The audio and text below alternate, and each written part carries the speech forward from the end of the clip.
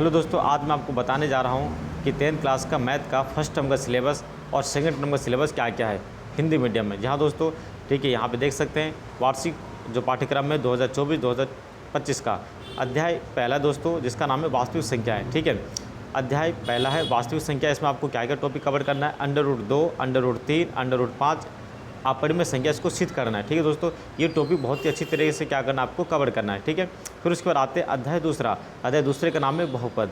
बहुपद में आपको क्या क्या करना है, बहुपद के शून्य, द्विघाती बहुपद के शून्यों को और गुणांकों में संबंध, ये सभी टॉपिक आपको क्या करना है दोस्तों, कवर करना है। ठीक है, तो चैप्टर मैं आपको बता रहा हूँ, चैप्टर के साथ साथ आपको उस चैप्टर के अंदर क्या क्या पढ़ना है इंपॉर्टेंट, वो आपको विशेष रूप से ध्यान रखना है। अध्याय तीसरे का नाम क्या दोस्तों, 2 चर वाले रैखिक युग्म। ठीक है, ये चैप्टर का नाम है और उसके बाद क्या क्या आपको उस चैप्टर के अंदर पढ़ना है, वो सब चीज़ यहाँ पे लिखी गई है। तो आप बिल्कुल टिक करते जाइए। ठीक है, ये फर्स्ट टर्म का सिलेबस है दोस्तों, आपके सामने यहाँ पे बता रहे हैं। अध्याय छठा, ठीक है, इसका नाम है त्रिभुज। त्रिभुज में आपको क्या क्या करना, सिद्ध करना है। ठीक है, और अभी प्रेरणा यानी कि कुछ थ्योरम है, वो भी आपको क्या करना है, यहाँ पे पढ़ के जाना है। ठीक है, तो आप बिल्कुल इस चीज़ को बिल्कुल ध्यान रखिए दोस्तों। अभी प्रेरणा, समानुपातिक, ठीक है, अनुपातिक, ठीक है, ऐसे बहुत सारे टॉपिक है दोस्तों, आपको वही पढ़ना है। देखो, फालतू जानकारी यहाँ पे नहीं दे रहे हैं दोस्तों, और फालतू चीज़ आपको पढ़ना भी नहीं है। ठीक है, इधर उधर की चीज़ों के बारे में हम नहीं समझेंगे। ठीक है, अध्याय सातवां का नाम क्या दोस्तों, ठीक है, निर्देशांक ज्यामिति। निर्देशांक ज्यामिति में आपको क्या क्या पढ़ना है, वो सभी चीज़ आप यहाँ पे देख सकते हैं।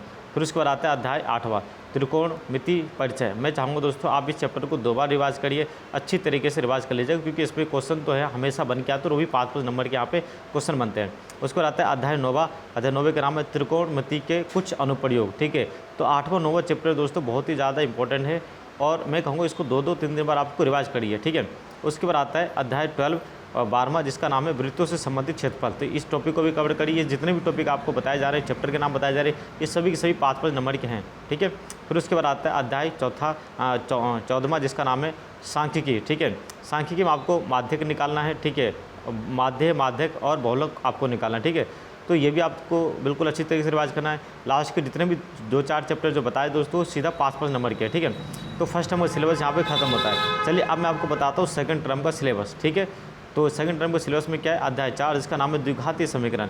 ये आपको क्या करना है, ये भी आपको पढ़ के जाना है। सेकंड टर्म का सिलेबस है दोस्तों। ठीक है, अध्याय 5वां समांतर श्रेणी, सेकंड टर्म का ये सिलेबस है। ठीक है, अध्याय 10वां, जिसका नाम है वृत्त। ठीक है, तो वृत्त आपको पढ़ के जाना है। ठीक है, उसको सिद्ध करना है, सिद्ध क्या क्या करना है, नहीं करना है, स्पर्श रेखा क्या क्या होती है, वो सभी चीज़ आपको कवर करके जाना है। ठीक है, पढ़ के जाना है।